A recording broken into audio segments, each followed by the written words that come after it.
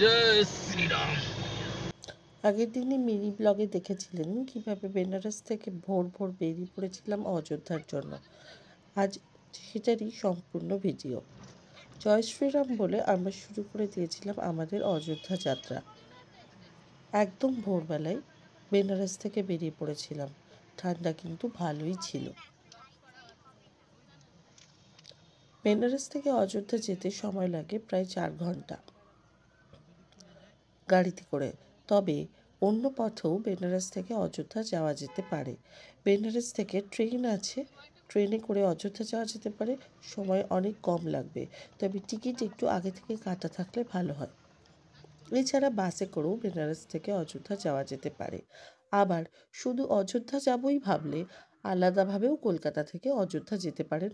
অযোধ্যাতেও কিন্তু এখন নতুন নতুন হোটেল অনেক হয়েছে, যেখানে থেকে আপনি অযোধ্যা এক্সপ্লোর করতে পারেন। মসৃণ ও প্রশস্ত রাস্তার বুক চিরে চলতে লাগলো আমাদের গাড়ি। খুব কম জায়গাতেই ট্রাফিক নিয়ন্ত্রণ রয়েছে, তবে তার মানে এই নয় যে যেখানে সেখানে জ্যাম বা রাস্তা দিয়ে যেতে বহুক্ষণ সময় লাগছে। এভাবেই প্রায় 4 ঘন্টা যাত্রা করলাম। একবার চা খাওয়ার জন্য থেমেছিলাম, আর একবার ব্রেকফাস্টের জন্য রাস্তার পাশে ধাবাতে। ভীষণ ঠান্ডা ছিল, ওয়েদারও ভালো ছিল না। হঠাৎ করেই রাস্তার মধ্যে বৃষ্টি পড়তে শুরু করে। আমরা তো বেশ ভয়ই পেয়ে গেছিলাম যে সারাদিন অযোধ্যায় ঘুরে আমাদের বেনারস ফেরার কথা। আদৌ আমরা রামলালার দর্শন করতে পারবো কিনা।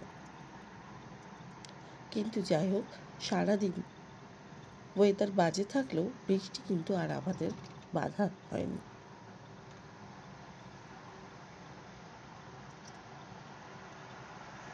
ড্রাইভার দাদার মুখে শুনলাম যে বর্তমান সরকারের আমলে প্রথম দিকে রাস্তাঘাটের কাজ কিন্তু খুব ভালোই হয়েছে,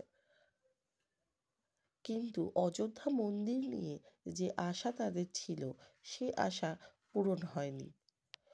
ভোটের তাড়াহুড়োয় একটু তাড়াতাড়ি মনে হয় উদ্বোধন করে ফেলা হয়েছিল মন্দিরের, এমনই মত ড্রাইভার দাদা বা স্থানীয়দের। যাই হোক, গল্প করতে করতে গান শুনতে শুনতে পৌঁছে গেলাম অযোধ্যা নগরী।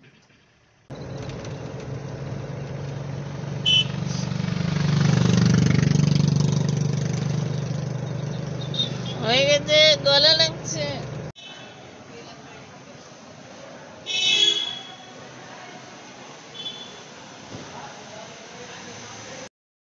এই চক থেকে অনেক সময় গাড়ি মন্দিরের দিকে আর যেতে দেয় না, তখন এখানেই নামিয়ে দেবে গাড়ি। এরপর এখান থেকে টোটো করে আপনাকে যেতে হবে মন্দির চত্বরে। তার জন্য পার হেড 20 টাকা করে ভাড়া নেয়।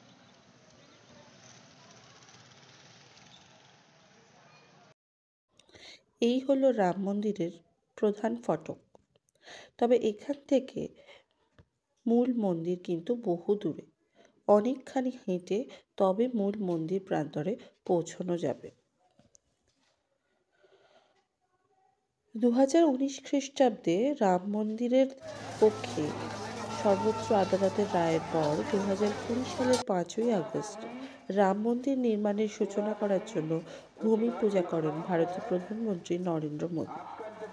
এরপর 2024 খ্রিস্টাব্দের 22শে জানুয়ারি রামলালার প্রাণ প্রতিষ্ঠার মাধ্যমে উদ্বোধন করা হয়।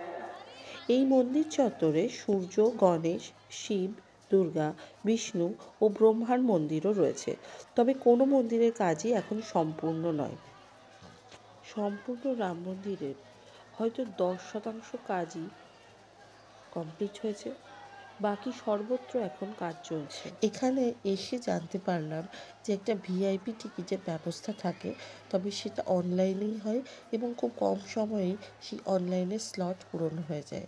আপনারা যদি চান এই লাইনে না গিয়ে ভিআইপি লাইনের মাধ্যমে রাম দর্শন করবেন, তাহলে একবার অনলাইনে স্লটগুলো চেক করে নিতে পারেন যাওয়ার আগে।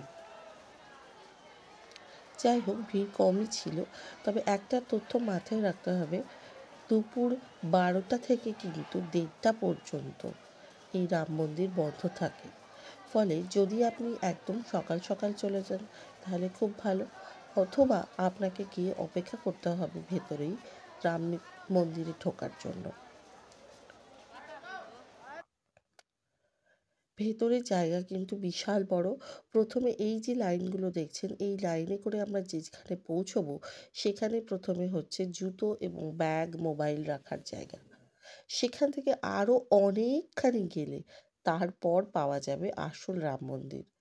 আসল রাম মন্দিরের কাছে কোনো ভিডিও বা ছবি তোলার কোনো অপশনই নেই।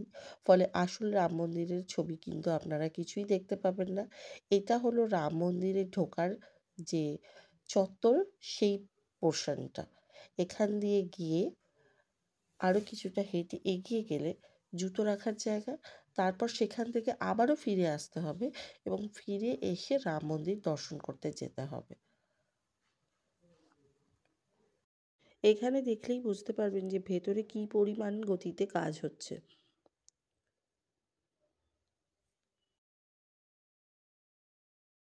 এই হলো সেই জুতো ও ব্যাগ রাখার জায়গা। আমরা তো প্রথমে ভেবেছিলাম এখানটাতেই হয়তো মন্দিরটা, কিন্তু পরে দেখলাম যে না, এখান থেকে বহু দূরে সেই মন্দির। জুতো খোলার পরেই মন্দির ঢোকার আগেই একটি স্থানে রামলালার একটি রেপ্লিকা রাখা আছে, যেখানে টুকটাক পুজো আর্চা হয়।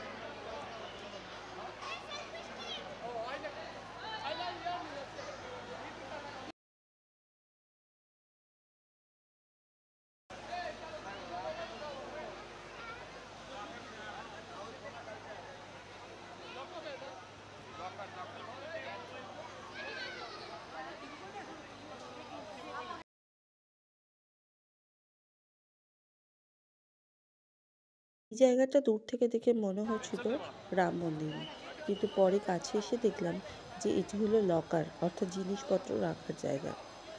এখানেও কিন্তু পুরো দমে কাজ চলছে।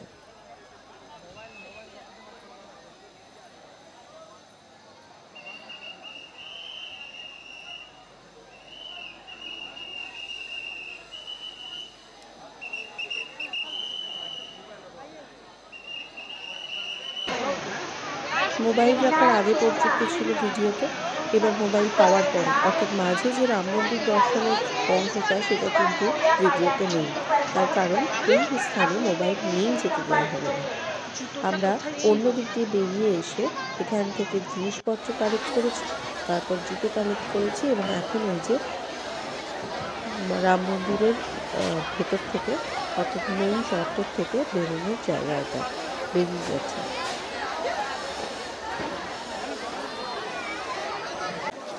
মন্দির চত্বর থেকে বেরিয়ে এসে পাবেন অনেক দোকান, যেখান থেকে আপনারা আপনাদের প্রিয়জনদের জন্য কোনো টোকেন কিনে আনতে পারেন।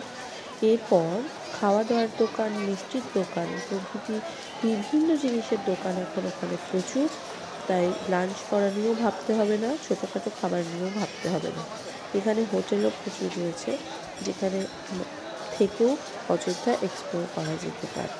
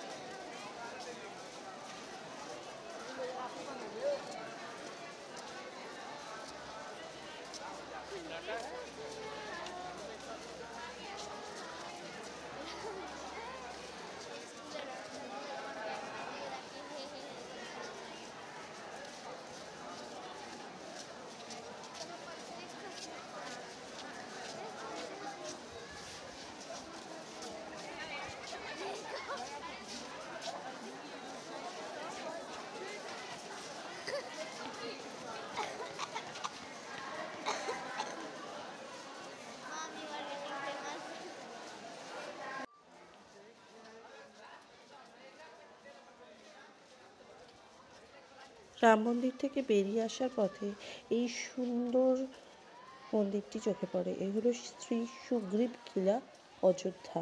বহু পুরনো একটি মন্দির, যার রং এবং নকশা দুটোই নজর কাড়া।